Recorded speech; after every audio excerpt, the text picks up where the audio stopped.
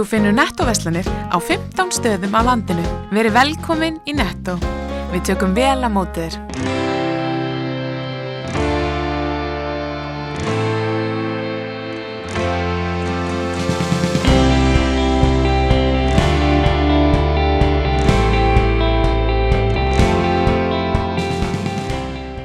Komið sæl og verið velkomin í Suðurnesja Magasín, sjónvarps Víkurfrétta, vikulega þátt úr mannlífinu á Suðurnesjum. Það hefur viðrað vel til framkvæmda við Bláa lónið í vetur, en þar standa nú yfir framkvæmdið við nýtt hótel og nýja og glæsilega baðaðstöðu. Við kíktum á magnaðar framkvæmdir. Suður í Garði hefur nýlega verið lokið við að gera upp rúmlega 70 ára gamla bifreið sem hefur verið í sömu fjölskyldunni alla tíð. Við hittum einn gamlan og góðan 93 ára Guðna Ingimundarson sem tengist aðeins bifreiðinni. Við fengum söguna og fengum að kíkja eitt rúnt. Guðni Ingimundarson keypti happdrættismiða hjá SIBS fyrir 70 árum og gaf Sigurjóni dóttur sinni sem þá var 3 ára. Heppni var með þeim því þau unnu nýjan Renault Djuva Quadri. Bíllinn hefur eigu fjölskylduna síðan þá og undanfari misseri hefur Ásgeir Hjálmarsson, eiginmaður Sigurjónu, gert bílinn upp og hann hinn glæsilegasti. Við kíktum í braggann til Ásgeirs á dögunum og hittum þar fyrir Guðna sem oft kenndur við Garðstaði. Guðni var að rífa hermannabragga á varnarsvæðinu á Keflavíkurflugvelli árið 1946 og leiðinni tilbaka þurfti hann að koma við á skrifstofu til að fá leyfi til að fara út af vellinum. Þar voru stúlkur að selja happdrættismiðana og keypti hann 2, einn fyrir sig og einn fyrir eiginkonu sína. Þeim miðum stakk hann í veskið. Og svo náttúrulega fékk ég mína pappíra og fór bara út. En þá tók ég til að mér fannst ég þurfa að binda betur drasli sem ég var á bílnum úti. Svo ég fór eitthvað að gjóa því og þá kemur stúlkan til mér og segir við mig: nú er ég bara einn með eftir. Heldur þú kaupir hann ekki að mér? Þá var ég búinn með heftið. Ég veit ekki, það var eitthvað svona. Svo ég segi hvað, þá leið sko, nei, það er ég á fullt af þessu heima og það er nóg. Og þá segir hún, ég hefði átt svona mikið heima, þá munur ekkert að bæta inn á við. Þriðja miðanum, sem ætlaði var Sigurjónu, stakk Guðni svo í brjóstvassan og vinningurinn kom á þann miða. Fyrir 70 árum síðan voru aðeins örfáir fólksbílar í Garði, 3 eða 4, og var Guðni því oft kallaður til þegar fólk þurfti á bíla að halda. Stórum var sérstaklega duglegur í snjó, ég man aldrei eftir því og var svolítið hissa á því. Það kom fyrir oft að leigubílstjórar og aðalstöðin í Keflavík að þeir hringdu suður til mín og búið með að sækja farþega því að þeir treystu ekki út á snjó í lirunni. Og Renault flög yfir þetta bara að fóra nú miklu ferðavann að þá flög hann yfir þetta allt saman. Ég var rígmontinn á honum. Það var sérstaklega duglegur bíll, ekki burður heldur mér fannst að vera upp á því. Ásgeir tengdasonur Guðna hefur varið mörgum klukkutímum í endurgerð bílsins sem nú hefur verið skráður á nafn Sigurjónu sem vann hann í happdrættinu fyrir 70 árum. Bílar af þessari tegund voru nokkuð algengir á Íslandi miðja síðustu öld og segir sagan að þeir hafi jafnvel verið 350 talsins. Fyrir misskilning voru í einni sendingunni sendir 195 bílar til landsins en umboðið hafði aðeins leyfi til að flytja en 4. Ríkið gerði bílana því upptaka og voru þeir geymdir við bæinn Haga í Vesturbæ Reykjavíkur og eftir það kallaðir Hagamýsnar. Þessi hérna hefur þó alltaf verið kallaður tíkallinn því happdrættismiðinn góði kostaði 10 krónur. Ég man alltaf þegar ég kom þegar ég sótt hann í Reykjavík og náttúrulega keyrði þetta söður og svo fyrir að skoða þetta þegar ég kom heim og mér fannst þetta eitthvað svo grannt allt og veigalítið og ég bara man alltaf eftir því. Ég var alveg ákveðinn í því þegar að framlögu stundir og þá myndi ég keyra þetta bara, ég fara í skemmtiferð og ég ætla bara að keyra hann þangað til hann var búinn. þar sem maður stoppaði þá bara mikið skilin eftir. Sérstaklega þegar maður fór að hugsa hvað þetta kostar svo lítið. En mér fannst þetta að vera eitthvað svo mikið grannt og vegalítið að ég taldi þetta bara alveg sjálfsagt að keyra þetta bara út í einni ferð. En hann skilaði mér heim aftur á okkur. Ég man það fyrsta ferðin sem ég fór og það var ég held eftir á Þingvoll, ég held það. Og ég minnir það. Og svo fór ég hingað og þarna náttúrulega austur allar sveitir og ég held lengst, ég man ekki á norðurleiðinni, einhvern tíma fór ég vestur í Dali. Guðni heiðursborgari í Garði. Starfsævin hans var löng og átt hann kranabíl og búnað sem hann beitti á mikilli lagni við ýmsar framkvæmdir á Suðurnesjum. Vélasafn hans nú varðveitt hjá byggðasafninu í Garði. Það alveg óhætt að titla Guðna sem vélasérfræðing. Sjónin hefur daprast með árunum en hann hefur engu gleymt lögun vélarúmsins í tíkallinum.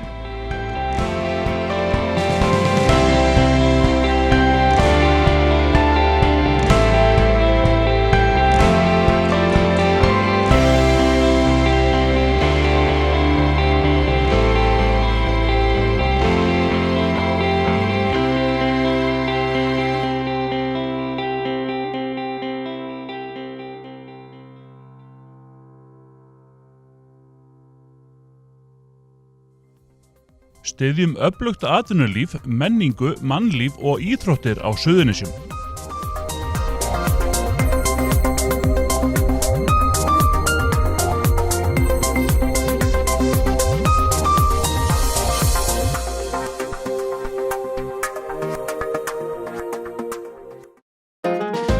Þú finnur Netto-verslanir á 15 stöðum á landinu. Verið velkomin í Netto. Við tökum vel á móti þér.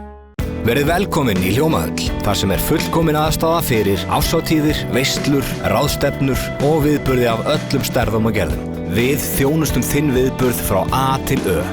Nánari upplýsingar á hljómahöll.is. Það hefur viðrað vel til framkvæmda við Bláa lónið í vetur, en þar standa nú yfir framkvæmdir við nýtt hótel og nýja og glæsilega baðaðstöðu. Við kíktum á magnaðar framkvæmdir. Hvernig staðan á þessum miklu framkvæmdum hérna við Bláa lónið, Dani? Staðan bara mjög fín. Við höfum verið einstaklega heppin með veturinn sem betur fer. Þannig að byggingin á áætlun og við stefnum að opna í 2 áföngum. Fyrsta lagi opnum við spahlutann eða Bláalónshlutann í byrjun haustsins og svo næsta vetur opnum við hótelið. Og ef þú myndir lýsa þessu aðeins fyrir okkur, hvað erum við að fara að upplifa hérna í Grindavík? Já, í fyrsta lagi þá það í hjarta starfseminnar 2000 fermetra spa-upplifun með 1000 fermetra nýju baðlóni sem mun kallast Lava Lagoon og svo erum við með 2 nýja veitingastaði og 62 herbergja hótel. Og þessi 62 herbergi, minnsta herbergi 40 fermetra, þannig að við erum að tala um að þetta sé mjög rúmgóð og stór herbergi. Og þið eruð þið að stíla inn á eitthvað sérstakann markað, þetta lúxusdæmi?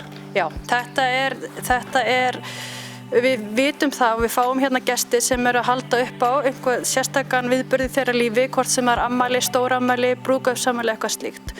Og þeir gestir sem kaupa mestu þjónustuna og dýrustu pakkana hjá okkur þar með eru ánægstu gestirnir okkar. Og það hefur verið mjög hvetjandi fyrir okkur þá að halda áfram í þá áttina. Og við vitum og finnum fyrir miklum áhuga og eftirvæntingu, þannig að við erum vongóð og að þetta takist vel hjá okkur. Geturðu nefnt okkur eitthvað verðlagningu í þessu? Hvað fólk að fara að borga fyrir svona þjónustu og gistingu? Sko, við erum með verð per hótelherbyggi til dæmis, en það erfitt að bera saman við venjuleg hótel vegna þess að hérna, ef þú gistir hérna á hótelinu, að þá ertu með ótakmarkaðan aðgang í nýja spahlutann og Bláa lónið. Þannig að verðin taka tillit til þess. En ef þú skoða bara hótelherbyggi per se, að þá erum við að tala um svona frá 100.000 krónum. Og þið að tala um mjög mikla þjónustu, geturðu lýst því aðeins betur? Já, hérna til dæmis erum við með 6 svítur og með svítunum butlerþjónusta til dæmis og við erum með eina Blue Lagoon svítu og með henni til dæmis 24 stunda butlerþjónusta og þannig að sá sem á svítunni hefur aðgang að sama butlernum á meðan hann eða hún dvelur hér. Við erum að tala engaþjón. Engaþjón, einmitt, fyrir ekki afsæki ensku slettuna. Kannski hef ég ekki gist á mörgum lúxushótelum til þess að vita þetta, en ég spyr þá svona, eins og maður segir, hvernig koma svona hugmyndar að vera með engaþjón á svítunna? Þetta svona öðru vísi, eða ekki? Þetta er eðlilegt og hefðbundið á svona hágæðahótelum. Þannig að alls staðar þar sem þú ferð og gistir á svona 5 stjörnu herbergjum, 5 stjörnu hótelum í svítum, þá slík þjónusta í boði. Þannig að það mismunandi hvort að þú hafir aðgang að sama engaþjónunum allan tíman eða hvort það sem þjónusta, það sem eru nokkur engaþjónur sem að þjónusta þá öll herbergin eða öll svíturnar eða eitthvað slíkt. Þannig að þetta eitthvað sem við vitum bara að okkar gestir munu krefjast og vilja. Út frá hvaða hugmynd genguði þegar þið ákváðuð að fara í hótelbyggingu? Var það að fara í mesta lúxusin eða eitthvað bland? Við rauninni okkur fannst og fyrstu hagkvæmni athuganir fyrir hóteluppbyggingu í Bláa lóninu voru gerðar á 2000. Þannig að þetta hefur alltaf verið á teikniborðinu frá því að fyrirtækið var stofnað næstu því. En hvers konar hótel, hvers konar upplifun hefur ekki alltaf verið á hreinu, það var bara búið að vera margar hugmyndir í gangi. En núna eru gestir okkar þannig að það eru margir sem koma til Íslands af því að þeir eru að halda upp á brúðkaupsafmæli eða afmæli eða eitthvað slíkt og halda yfirleitt þá upp á það í Bláa lóninu. Og þeir gestir sem kaupa dýrustu þjónustunni hjá okkur eru ánægjustu gestirnir okkar og það hefur verið rosa hvetjandi, mjög hvetjandi og eiginlega hvetjandi til þess að halda áfram í þá áttina. Okkur finnst líka svæðið vera svo einstakt. Þetta einstakt svæði á heimsvísu og okkur fannst við eiginlega að svæðið ætti það skilið að við færum dálítið og erum dálítið brjáluð og nokkur sinnum í hönnunarferlinu þá stoppum við og segðum bara, heyrðu, við erum bara rugluð en okkur fannst við eiginlega bara þurfa að vera það dálítið. Við erum vinnum með 2 hönnunarteymum, annars verða arkitektarnir okkar og þau eru láta dálítið bygginguna ráðast af landinu og hannarunni frá landinu og inn. Svo erum við að vinna með ítölskum hönnuðum sem hanna frá gestinum og hugsa meira hans upplifun og andrúmsloftið í rýmunum. Þannig að þau hugsa þetta frá gestinum og út. Svo hittist fólk í miðjunni og það verður rifrildi en útkoman alveg frábær. Hvernig hugsið þetta rekstrarlega séð? Getið þið sagt okkur eitthvað það? Hvernig þið sjáuð þetta koma inn í reksturinn? Þetta verður náttúrulega mjög mikil viðbót.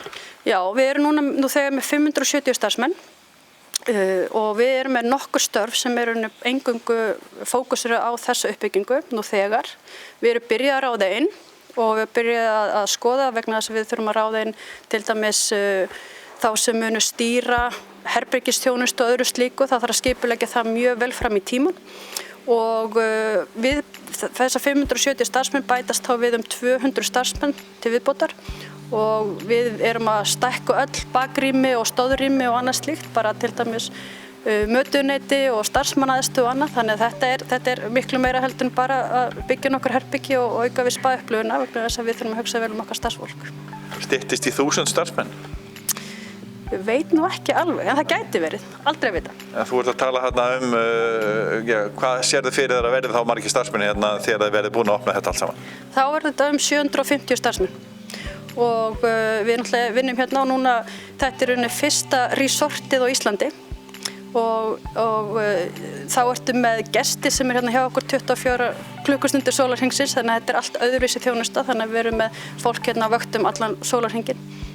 Þurfum við ekki að mennta þetta starfsfólk sérstaklega? Við erum að tala um að það sé að fara að veita þjónustu og þetta öðruvísi vinna, jafnvel vinna sem hefur ekki verið til á Íslandi? Algjörlega. En það sem við höfum öll sameiginlegt og hvort sem þú ert í bókhaldinu eða inn í eldhúsi eða frammi í þjónustinni í móttökunni, þá bara starfsfólk Bláa lónsins þannig gert að við eigum það sameiginlegt að bara hafa virkilega ánægð því að gleðja fólk. Og við viljum að gestir okkar fari út ánægðir. Og þannig að það sem við reynum að gera að ráða inn fólk sem á þetta sameiginlegt með okkur og svo þjálfum við það bara sér vegna þess að þetta er svona við notum oft og segjum oft sko hire for attitude, train for skills og það er alltaf það sem við stefnum að. Þannig að við Íslendingar við erum frábæri þjónustu vegna þess að við veitum persónulega einlega þjónustu. Við ætlum að byggja á okkar þjónustumenningu, við ætlum ekki að reyna að herma eftir asískri þjónustumenningu eða þjónustumenningu sem við þekkjum frá stórborgum. Við ætlum að byggja okkar eigin, þannig að við vitum það að við munum ráða inn fólk sem hefur þetta í sér og svo þjálfum við það mjög vel.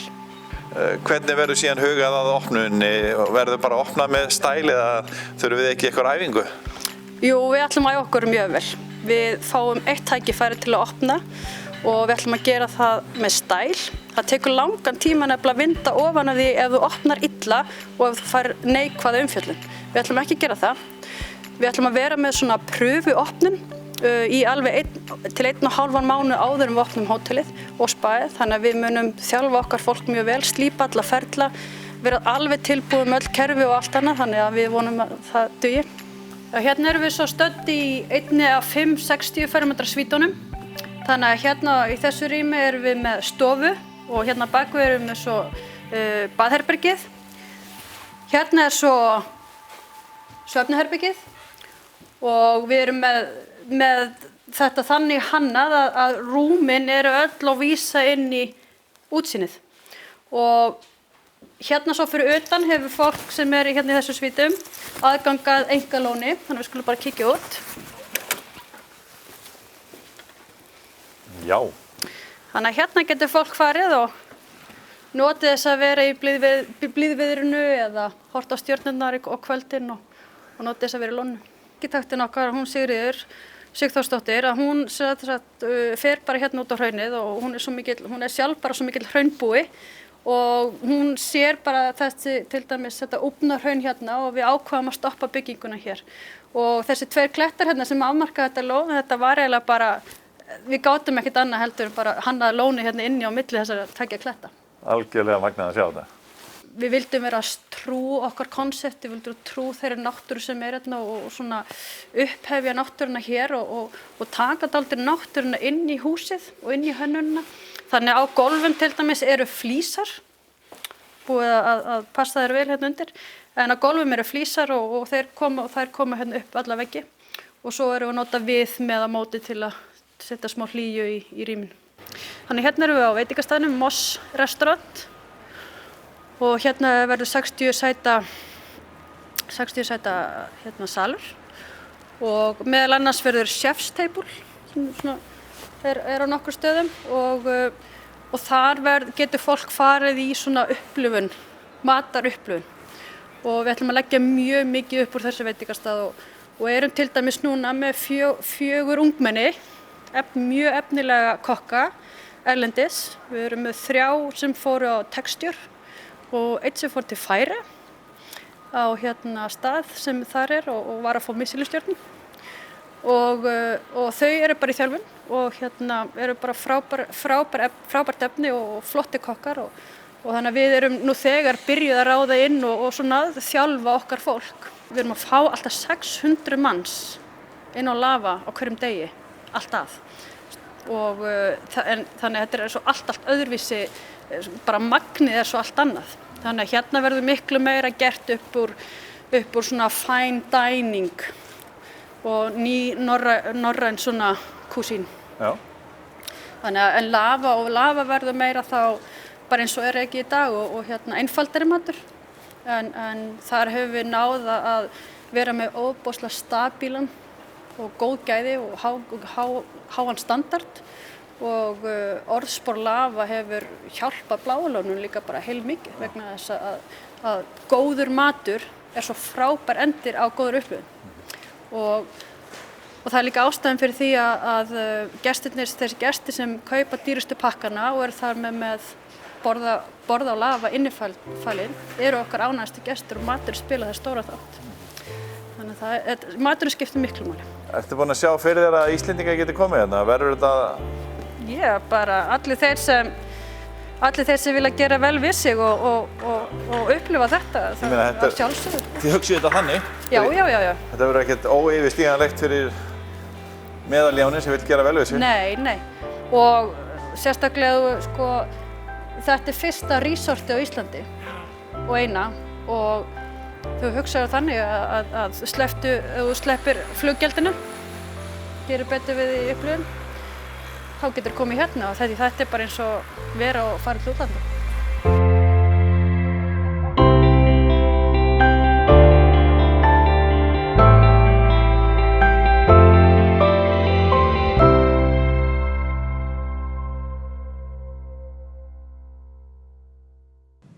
Það hefur verið líflegt í Grindavík undanfarna daga en þar stendur menningarvikan sem hæst.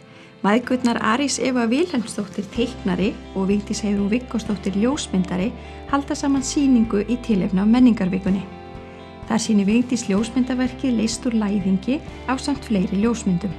Arís sýnir 2 raðir teikninga. Önnur röðin inniheldur myndir af börnum og rennur ágóði af sölu frumrita þeirra til UNICEF. Þetta er myndir sem ég hafði í huganum þegar ég var ólétt og mjög mikið hugsað til barna og kvenna sem voru að flýja stríði og nýbúin að heyra í útvarpinu og maður fekk bara sting í magann. Þannig að mér langaði svona til að geta gert eitthvað. Man langar alltaf að geta gert eitthvað en maður getur ekki alveg hlaupið á hinn enda veraldar og fara að gera allt. Þannig að ég ger allan það sem ég get gert og mér finnst rosalega gaman að teikna. Þannig ég ákvað að gera svona barnaserju. Og þetta er allt gert með blýanti á vatnslitapappír sem kemur svo skemmtilega gróf áferð og svo blanda ég við mig krít. Og það er allt svona voðalega einfalt þetta með krítinni af því að allt það sem þau þurfa eru svo litlir hlutir. Það er bara teppi, bólusetning, matur, skóladót.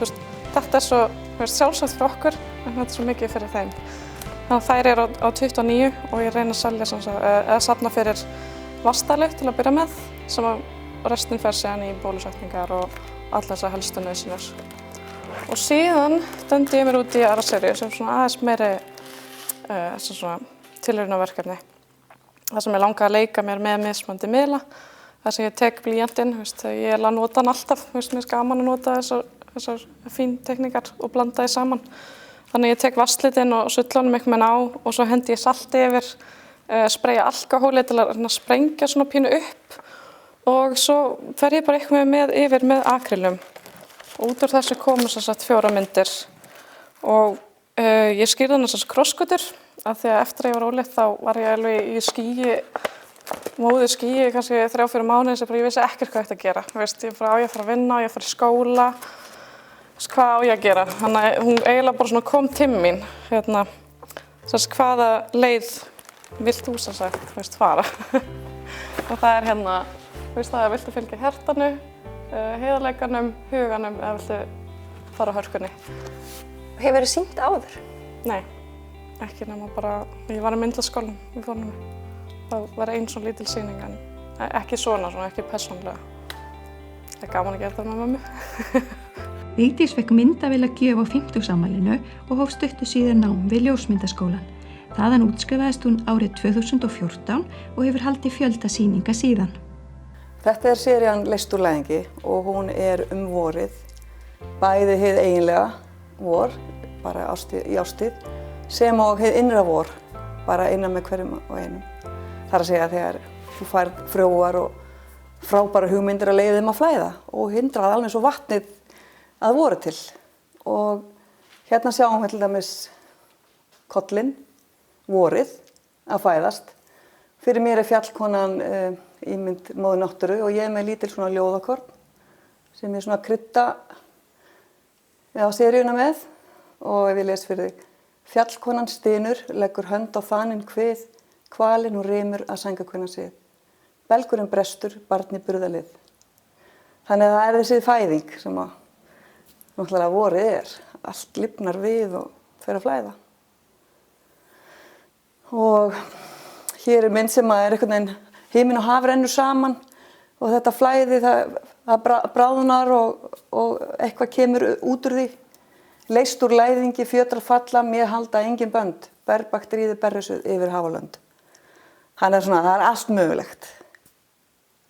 Og þessar myndir hérna 3 það eru svolítið, ég er að reyna að fanga sprengikraft vorsins, svona hreyfing í þeim og þessi element, þessi litir vorsins, þessi blámi og guli og mér finnst gaman að leika mér með svona, þegar blátt og gult lendur saman þá verður það grænt og það er bara vorið og þetta eru litir vorsins.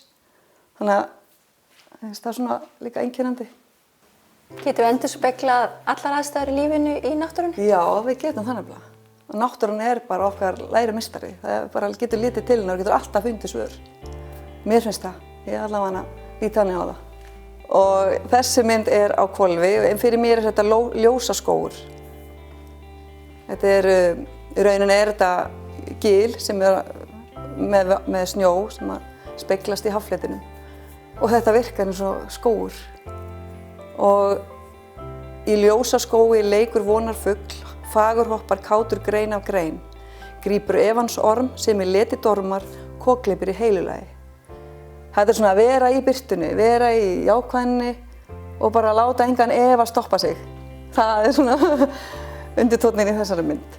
Þannig að já, verkið er bæði vor, hið innra og í náttúrunni.